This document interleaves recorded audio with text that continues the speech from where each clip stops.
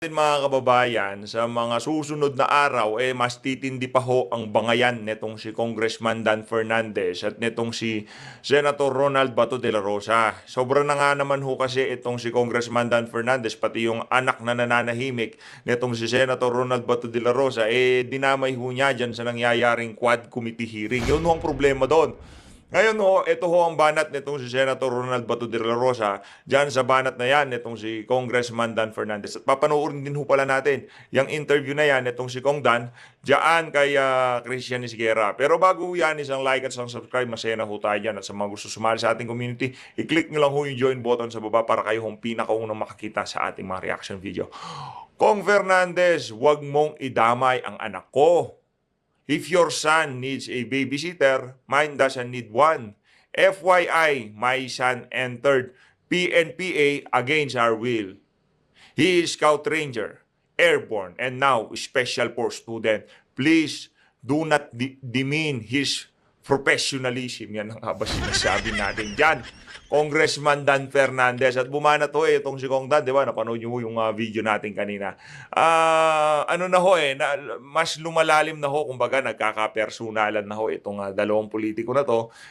Ito naman kay Senator, hindi naman ho si Senator Ronald Bato de la Rosa ang nag-umpisa ng lahat ng lahat ng issue na to. Kung inyong matatandaan sa nakalipas na noong naumpisahan yung hearing na yan dyan sa Quadcom, talagang pinuntiryan na ho itong si dating Pangulo Rodrigo Duterte at itong si Senator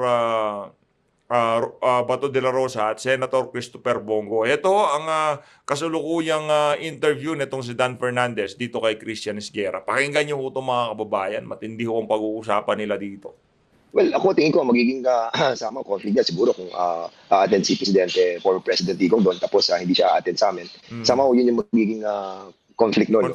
But I hope and I still believe that the former President will attend as well in the hearing of the Quadcom. Kasi very important na alam mo na ang ginagawa naman natin dito in aid of legislation. So I'm pretty sure na that having in our minds, yung hearing na ginagawa ng Senado will be helpful para ma-expedite yung aming pong paggawa ng batas na naaayon sa aming investigasyon. Yun ang problema doon. Kaya ayaw dumating nitong si dating Pangulong Rodrigo Duterte diyan sa pagdinig sa House of Representatives. Kasi umpisa pa lang ho ng hearing, kinulayan na ho kagad ng politika. Pero kung hindi kinulayan ng politika nitong si Dan Fernandez, nitong si Ace Barbers, wala naman ho tayo magiging problema dyan. Kunyari, yung talagang pakay ho nila na dyan sa hearing na yan, talagang in aid of legislation. Sa tingin ho natin, dadalo itong si dating Pangulong Rodrigo Duterte. Kaso ang birada nyo kagad, yung mga sobrang pamimersonal at yung mga fabricated story ng ibang mga resource person na talagang dinideny ng mga tao sa PNP, itong si Senator Bato de la Rosa at nitong si dating Pangulong Rodrigo Duterte. Kaya napakalabo ho nun mga kababayan na dumalo dyan itong si dating Pangulong Rodrigo Duterte. At itong mga senador natin, hindi ho talaga dadalo. Ang dating parang ano ho yan ginawa ho nilang korte. Hindi naman ho, ang dating di na ho in aid of legislation. In aid of paninira sa mga Duterte at sa mga senador na re-electionist na kaalyado nitong si dating Pangulong Rodrigo Duterte.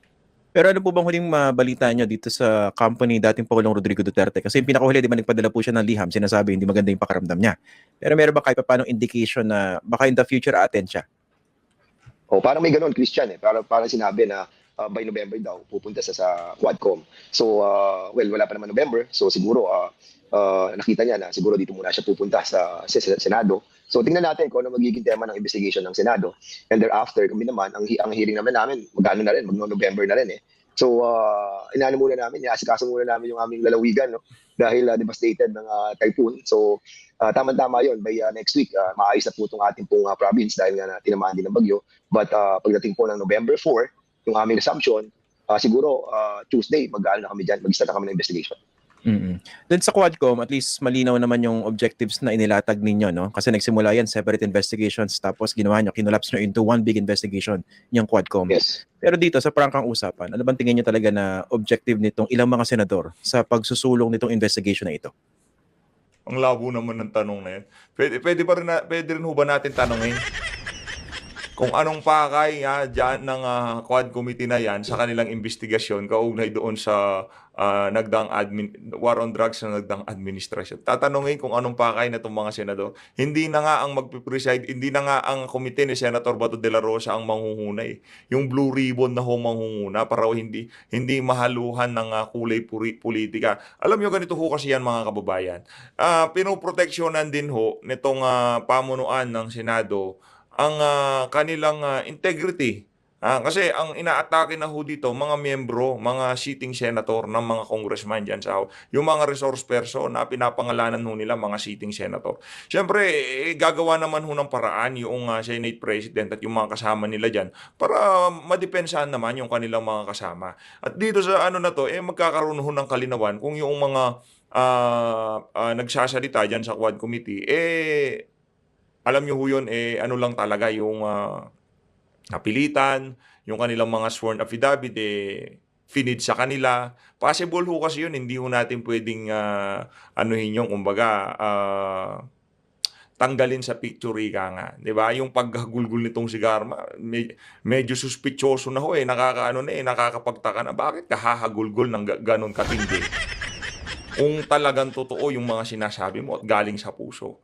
No, yung tipong confident ka para maibalik yung tiwala ng ating mga kababayan sa kapulisan. Ang tanong, doon pa sa ginawa ni Rui Nagarma na yon, naibalik ba ang tiwala ng ating mga kababayan sa pambansang kapulisan? Sa tingin ko ho, hindi. Well, kung ang resolution manggagaling kay Senator Bato sa kay Senator Bongo, of course para medyo may konting cloud di ba ng parang bias because they are the one being accused.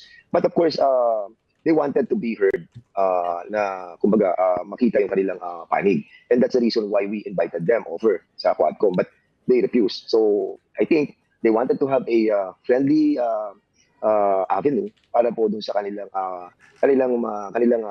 sariling interpretasyon sa pangyayari sa Dragon War. Hindi, kasi meron kayong interparliamentary courtesy. 'Di ba? Hindi kung ayaw nilang dumalo, pwede silang hindi dumalo. Ngayon meron din ho silang kakayahang mag-imbestiga. Ginagamit kung ano yung mga ginagamit yung karapatan nyo, yung mga mandato nyo diyan sa House of Representatives. Magkaparehas lang naman ho ng mandato, pero para questionin yung gaganaping hearing sa Senado, parang meron ho ata tayong problema doon. At nakita nila siguro na hindi magiging adverse nila yung Senate. But of course, alam mo naman sa Senate, may kanya-kanyang mga 24 senators na iba-iba kanilang mga isipan at pananaw. So we will see on Monday how it goes. And I believe that the Senate will be impartial. Para na sa ganoon naman ay makita ng ating mga kababayan na talagang yung ating ginagawang investigasyon sa Quadcom will also be seen in the Senate. Because what's stake here, yung stake po dito ay yung ating pong national security and what transpired during the past administration na sana sa gagawin nating batas ay hindi na po muli mauli. Kaso kung hindi kaya mapunta naman sa parang batuhan o sagutan ito. Kunwari, kung ano yung lumabas niyan sa Quadcom investigations, sasagutin lang nila Bato at saka nila Senator Bongo. Doon naman sa lugar kung saan sabi nyo mas friendly sa kanila. Well, I think they can do that, the two, sila Senator Bato sa Senator Go, but others, I think if they wanted to remain the impartiality of the institution and to protect the integrity of the Senate, of course, they have to say something. Kasi otherwise, kung they will let the two, yung pong hindi naman ma-manipulate, but they will get the cream of the pie, di ba? I think that will not be a good projection to our people who have seen the factuality of what transpired during the past administration. Pero in terms of credibility, how credible do you think this would be? Kasi initially, ang ginawa dito, di ba, si Bato mismo yung nagpo-push, sarili niyang komite yung mag-iimbestiga. Tapos, hindi nakalusot yung ruta na yon. Ngayon, ang mag-iimbestiga, Blue Ribbon. Pero in terms of credibility, kasi dalawang senador yung talagang nahaharap sa matinding akusasyon base dun sa mga lumabas sa investigation ninyo. So what kind of credibility are you seeing dito sa investigation ng Senate? Well, hindi ko pa nakikita yung composition ng member ng subcommittee. But I believe that Senator Pimentel will be heading the subcommittee and having him as the chairman of the subcommittee who will be hearing this issue. I think there's a certain percentage na makikita po natin na magiging impartial at magiging transparent yung kanilang hearing. We hope that the other members who will be part of this investigation will also be transparent. But let's give the benefit of the doubt doon sa ating pong Dalawang bagay lang naman ho yan eh. Pagka yung nangyaring hearing, hindi ho pumabor sa kanilang naratibo dyan sa House of Representatives. Ibig sabihin, naging bias sila sa Senado. Ngayon, pero sa tingin natin si Coco Pimentel, hindi ho niya pahihintulutan mangyari yun. Ha? Sa pagiging, kumbaga, veterano siyang senador, di ba? Napakaraming experience dyan sa Senado sa pag-handle ng mga ganyang klaseng sitwasyon. Pagka yung si Pimentel, pinulaan yung pag-handle niya diyan sa pagdinig na yan, babalikan ho sila at panigurado nitong si Pimentel. Pero sa tingin natin magiging ano yan, hindi magiging bias itong si Pimentel sa gaganaping hearing na yan. Colleague kay Senator Bato and Senator Go. And tingnan po natin kung ano yung magiging tema ng kanilang debate or pakikipag-interpolate doon sa mga resource person, especially the former president. No? And I'm pretty sure meron silang gagawing well, hindi naman script, but of course, magkakasama sila. Makikita po natin yung kampihan, di ba? And Kayo naman, parang iba naman yun sa nakakatawa naman tong si Congressman Dan Fernandez. Makakakita daw ho tayo ng solidarity, kampihan sa gaganapin na hearing. Parang bago naman ho yan sa mga pagdinig. Parang yung makakapanood ho sa hearing na yan, first time nilang makakakita ng ganyan. Abang lang. I hope that somebody will stand on the ground of the factuality of all the evidences that we will be transmitting to the Senate because they have asked for all these documents. So we will be transmitting it to the Senate for the perusal. So basically, sana makita po nila yung validity ng ating pong mga bibigay na dokumento sa kanila. Ano nga pala mga dokumento itong mga hiningi ng Senado mula sa Lahat Quadcom? po. Kasi lahat yun, na lumabas? Oo, lahat. EJK. Kasi they're not asking for the dangerous drugs naman. They're not asking for the those public Pogo. accounts. Oo, sa Pogo, they have their own investigation. Oo. So they're not getting documents coming from us. So basically, it's EJK lang. So tingnan natin kung ano yung magiging nila, yung kanilang magiging appreciation ng mga dokumento that we have been transmitted to them. Na-i-transmit nyo na po ba? Well, I think so, no? Kasi they have asked it, I think, last Monday or Tuesday. So I have read the document. So we agreed that we will be sending all the documents. Okay. So kasama po rito yung mga affidavits nila Royina Garma, nila Kerwin Espinosa at ng iba pa? Lahat. At pati na yung kung ilan yung mga namatay na sinabit sa amin ng PNP. And also, I think yung documents coming from the Presidential Communication Office wherein they have manifested sa certification nila that there were like 20,000 na namatay during the administration of the former president. So lahat yan padadala po natin. Ang isip ko lang, Congressman, hindi ba dapat sila kumukuha niyan on their own sa sarili nilang proseso? Hindi naman. Sometimes naman talaga, dahil meron naman pong ano yan kumbaga, meron namang parang one of the requirements or one of the rules of the both houses can communicate sa both chamber. So asking documents are not required. You can do it on your own volition, but if you wanted to get it, you can. As a matter of fact, meron akong hiningi dati doon sa Senate ng mga documents pertaining to some issues that they have been tackled already. So I think it's maganda yun para at least much easier. Ngayon, kapag hindi ka naniwala doon sa dokumento na dinala sa'yo, then you have to do some more research. Okay. Kasi iniisip ko rito, yung tinanong ko rin naman ito sa ibang mga colleagues nyo, yung mga kasama nyo, mga tagapamunan ng ibang mga committee dyan. Yeah. Kasi si Bato mismo, Senator Bato, di ba nung tinuro siya ni Kerwin Espinosa at sinabi, pinawersa si Kerwin para idawit si Leila de Lima, di ba ang sagot ni Senator Bato dyan, galit na galit. Pag nakita ko yung susuntukin ko yung sa mukha. So what kind of treatment might be expected kung makaharap ni Bato itong si Kerwin Espinosa na Ako wala akong tayong problema doon kung sakaling magkita itong si Senator Bato at itong si Kerwin Espinosa. Makakita tayo ng Royal Rumble doon, okay na okay po sa atin yun. Kasi itong si Senator Bato de la Rosa, mukha lang hong ano yan, napakalaki tao lang ho yan. Pero sa tingin ho natin, kung pagdating naman ho sa credibility, pagdating sa prinsipyo, pagdating sa kung magsasabi ba ng totoo o hindi, sa tingin ho natin, mas malaki ang tsansa na itong si Senator Bato de la Rosa, base sa kanyang naging profesyon bilang law enforcer, mas malaki ho ang tsansa na magsabi ng totoo itong si Senator Bato de la Rosa kaysa kay Kerwin Espinosa. Kaya kung bubuntalin niya ng isang beses sa mukha, wala akong problema sa atin yan. Okay lang yan, walang problema. isa sa mga key witnesses ninyo? Ang hirap sagutin yan, kasi siyempre nasa kanya yun. Kung gano'n magiging kanyang treatment doon kay Kerwin Espinosa. Kasi ako, pag tinitingnan ko yung ni Kerwin Espinosa sa Senado, di ba nga, kalapit niya si General Bato during the time, tapos nandun si Secretary Aguirre. So, habang sinasabi niya kanyang affidavit, binabasa niya, andun sila. So, and he told us in the hearing that he was under duress. And that's the reason why binago niya yung kanyang affidavit. Now, before, syempre, alam naman natin that they're all praises kay Kerwin. Now that they have nag-recant siya, o syempre gagalit siya dahil bakit gano'n.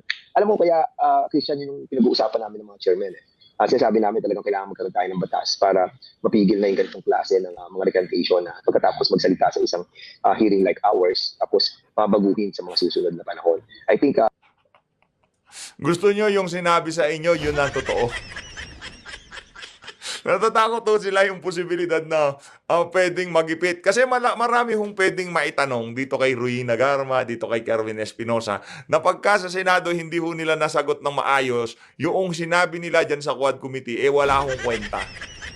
Magkaka-conflict ko sa ayot sa gusto nila, kaya ito, ang dating nitong si Dan Fernandez, dyan pa lang na ini-establish na nila, dapat hindi na pwedeng mag-recant. Pagka sinabi na niya, hindi na pwedeng bawiin yan. Pagka sinabi sa isang committee, paglipat sa ibang committee, yun na susundin, di ba? Ganun ang gusto niyang mangyari. Kaso, malabo ho yun. Itong si Senator Bato de la Rosa, isa ho siya sa mga, kumbaga may alam kung ano nga bang nangyari noong 2016, 2017, dyan sa war on drugs na yan. Alam ho niya yan. At itong si Ruy Nagarma, malamang sa malamang, lahat ng argumentong ilinatag nila dyan sa Quad Committee, mawawasak ho yan pagdating sa Senado. Tingnan nyo ho mga kababayan. Excited na ho tayo dahil sa tingin natin, itong si Senator Bato de la Rosa, ano lang pa-relax lang ho siya. Ayan siya Tingnan nyo naman ho mga kababayan, wala kayong makikitang ka-stress dito kay Senator Bato de la Rosa. Diba? Kitang-kita nyo naman ho mga kababayan, talagang itong si Senator Bato de la Rosa, relax lang. Ang base ho dito sa post niya na to, preparing for this Monday Senate hearing, we have to confront the lies and fabrication because the public deserve to know the truth. Ayun na nga ba sinasabi natin? No? Ako naman, kung sino sa dalawa na to ang nagsasabi ng katotohanan, mas lumalamang ho talaga sa akin itong si Senator Ronald Bato de la Rosa. PMAR ho yan, no? Hindi naman, yung pagka-build ho nila dyan sa mga individual na yan, talagang karamihan ng mga lumalabas yan, talagang mapagkakatiwalaan. At base sa karakter at naging galaw nitong si Senator Ronald Bato de la Rosa sa mga nakalipas na panahon, makikita ho natin na talagang mapagkakatiwalaan ho natin. Hindi ho siya ganun katindi pagdating sa mga hearing.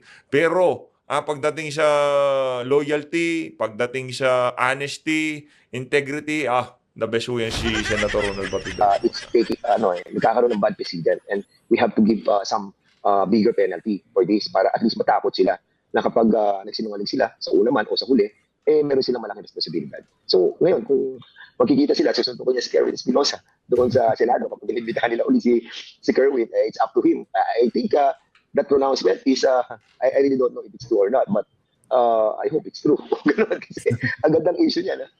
Correct. Ako, totoo. Gusto kong buntalin nitong si Senator Ronald Bato de la Rosa, itong si Kerwin Espinosa, para makakita siya ng isa. No, ngayon naman, yung babala sa'yo nitong si Senator Bato de la Rosa, mag-ingat-ingat ka, Brad. Huwag ka masyadong mag-angas sa hearing. Feeling ko kasi nitong mga congressman na to, ngayong mga panahon na to, totoo naman na untouchable sila. Pero darating yung oras, darating yung panahon na kailangan yung sumagot sa mga pinagagawa nyo na yan. Dadating ang panahon na kayo naman ang dadalhin namin dyan sa mga hearing at kayo tatanungin namin, kumusta naman yung mga ayuda, flood control at lahat ng nangyayaring kabalintunaan ngayong mga panahon na to. Kung ngayong mga panahon na to, iniimbestigahan nyo yung administrasyon ni dating Pangulong Rodrigo Duterte dahil dyan sa mga EJK na yan. Sa susunod na administrasyon, iimbestigahan namin magkano ang nagiging budget ng kada sesyon ng Quad Committee. Pero I think hindi naman siguro gagawin ni Senator Bato yun. I don't think susuntokin naman niya literally pag nakita niya sa Senado, no? At least hindi naman niya siguro gagawin niya sa Senado. Pero ang point ko, pwedeng maharas yung mga key witnesses ng Quadcom. Baka ma-pressure sila para bumaliktad uli. Wow! Bakit? Bumaligtad na ho ba sila? Di ba? Baka bumaligtad sila ulit. Bakit ho ba? Bumaligtad na ho ba sila? From hindi totoo yung EJK, Tapos nung latag ni Garma ulit, totoo na ho ulit. Totoo na yung EJK. Ngayon, ang kinakatakot nitong mga congressman na to, pagdating sa Senado, baka mag-iba naman ang story. Yun talaga ang nangyari kay Garma. Talagang pwede ho nating sabihin na pressure yung ali. No, talagang nakita ho natin na nanginginig ho siya sa kakaiyak, di ba? Kayo rin naman no, nakita nyo yun. Ngayon, pagdating ho sa Senado, sa tingin ko, hindi mangyayari yon. Pero dahil doon sa mga tanong ng mga senador na to, makakrak ho nila ang tunay na nangyari kung bakit naging ganyan ang statement ng mga resource person nila dyan sa TUAD Committee. 'Di ba? I mean, maraming pwedeng mangyari pag napunta sila sa isang hostile environment. Hostile! My goodness. That's very correct. Kaya nga ako ang nakikita ko dyan, talagang kailangan nating may baguhin eh. Hindi lamang po sa My paggawa ng goodness. Hostile environment. O, walang galang sir ha. Ginagawa ko lang ng reaction video. Gusto ko lang mag-react dito sa video pero para uhatang may mali. batas, also in the policy or the rules of the house kasi may mga ganitong recantation. And kung may mga ganitong recantation, aapektuhan yung ating pong unang-una yung gagawin mong batas, di ba? Aapektuhan na yun. Kaya let us see, Christian, we'll try to see kung ano yung magiging magandang solusyon pagdating dyan sa mga recantation ng ating mga witnesses. And we hope. And ako, kung magsasalita sila doon tapos babaguhin nila yun, well, I think magiging hindi favorable sa kanila eh. Why? Kasi alam naman ng tao na yung mga sinasabi nila isa mo totoo. Kasi ang dami natin na mabalitaan sa mga extra judicial killings na nangyari. Maraming pinatay. Factual nga eh. Facts yun eh. Di ba? Nakita natin eh. Tapos, hindi lang nababalidate dahil nga po, walang nagsasalita sa isang congressional hearing like ours. Now na may nagsalita na, mas lalo tayong naniwala. Problema ko kasi sinisi nyo lahat ng mga nagurgur nung nagdaang administration kay Tatay Digong eh. Hindi lang naman ho sila, pati yung mga mismong malalaking durugista, mga pinuno nila, sila hong nagpapagurgur eh. Pati yung mga kapitbahay na nagsundutan, nag-away na kapitbahay, ilinagay nila bilang lahat ho, itinotal ho nila lahat ng nasawi. Kahit ano pa yan, pati hataw ata yung mga nasagasaan sa karsada. Ilinista ho nila doon sa listahan na yon. Kaya nakakalungkot lang isipin na talagang harap-harapan ho ang ginagawang panluloko sa ating mga kababayan dyan sa TUAD Committee na. Dati, bali-balita. Dati, mga chismis. But this time, it was validated by the napit-apit of Garma. And it was, corroborating doon sa mga PDLs na pinatay doon sa Davao. At corroborated din ni Warden Padilla at ni Jimmy Fortaleza. O, diba? So, yung mga yan, nagdiduktong-duktong. And now, may nagsalita si Garma. At ngayon, i-confirm din ni Leonardo na meron din talagang reward system. So, ngayon, kung babalik ka din nila yun, well, it's up to them. Pero I think it will be hard for the people to believe it anyway. O nga, speaking of your key witnesses, kasi talagang isang matinding breakthrough dito. At marami yun, no? Yung kay Colonel Ruy Negarma. Who would have thought na siya mismo kakanta? At ituturo si mismo Rodrigo Duterte at saka si Bongo dun sa reward system. Ang tanong ko, Congressman, paano kung, let's say, iharas itong si Garma sa Senado, i-detain, along with some other key witnesses that you have. So, ano mangyayari doon sa sariling investigation ng Quadcom na hindi pa naman tapos? Well, unang-una, hindi naman nila pwedeng, pag sila nala in contempt si Garma, hindi naman mag-take effect yun na i-take nila yung custody ni GM Garma. Still under, pa rin namin siya, under jurisdiction namin kasi we cited that in contempt at hindi pa namin nililip yung contempt. So basically, kung i-contempt nila yun sa Monday, well, hindi rin sa kanila pupunta si Garma sa amin pa rin. After serving the contempt, then saka lang, pwede ilipat sa kanila. Pinag-aagawan si Garma. Ay, nakonto ko, ibang klase ho talaga to. Kumpiyansa sila, okay lang, magbaliktad yan si Garma. Pagbalik niya sa House of Representatives, babaliktad na naman siya ulit. Mahaba-haba pa ho itong laban na to. Mahaba-haba pa ho to, yun ang sigurado. Mahaba-haba pa to. Okay. Pero kagabi kausap ko po si Congressman na Benny Abante. Ang sabi niya, baka raw pakawala na yung dalawa, sina Colonel Garma at saka Leonardo. Well, actually, yun ang pinag-usapan namin kasi they're telling the truth and already. And I think kung talagang we have seen that they have already manifested through their affidavit the truthfulness of their testimony. There's no reason for us not to release them. And yun yung napag-usapan namin. Sabi ko nga, nag-manifest na ako doon na i-release na natin sila.